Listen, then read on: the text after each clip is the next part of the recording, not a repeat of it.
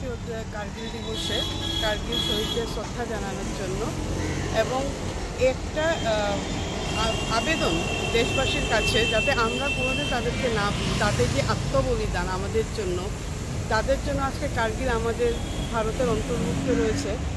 তাদেরকে, এই শহীদদেরকে আজকে আমরা শ্রদ্ধা জানাতে, তাদেরকে নতমস্তকে শ্রদ্ধা জানানোর জন্য, তাদেরকে মনে রাখার জন্য, এই দিনটিকে আজীবন মনে রাখার জন্য আমাদের এই শ্রদ্ধাঞ্জলি, আমাদের এই প্রয়াস এবং নবপ্রজন্মের কাছে একটাই আবেদন যেন আমরা এই দিনটাকে কোনোদিন না ভুলি।